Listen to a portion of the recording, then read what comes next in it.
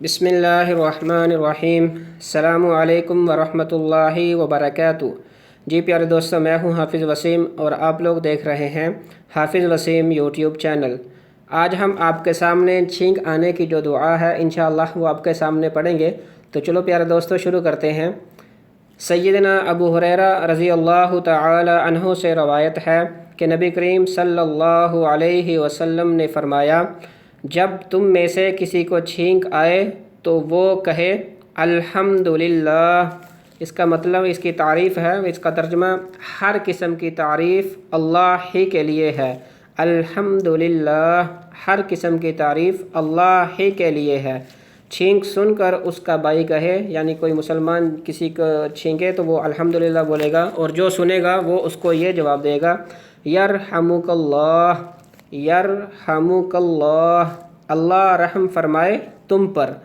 تو دوبارہ سے جس چھینکنے والا آدمی پھر کہے یہدیکم اللہ ویصلح بالکم۔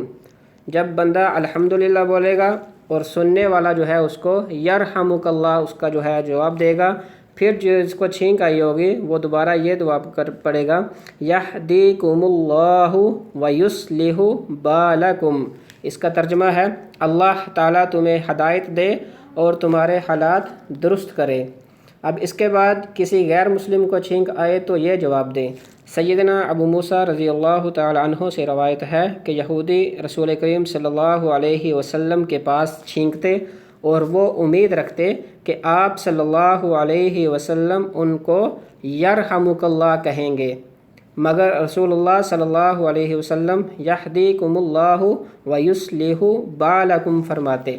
کوئی بھی جو غیر مسلم تھا وہ آپ کے پاس چھینکتا تو وہ یہ امید رکھتا تھا کہ آپ صلی اللہ علیہ وسلم یرحمک اللہ، اس کا مطلب ہوتا ہے کہ اللہ رحم فرمائے تم پر، کہ یہ آپ صلی اللہ علیہ وسلم جواب دیں گے، کیونکہ جب کوئی مسلمان ان کے پاس چھینکتا تھا تو وہ یہ جواب دیتے تھے، لیکن آپ صلی اللہ علیہ وسلم ان کو یہ جواب دیتے تھے یہدیکم اللہ ویصلح بالکم، کہ اللہ تعالیٰ تمہیں ہدایت دے اور تمہارے حالات درست کرے۔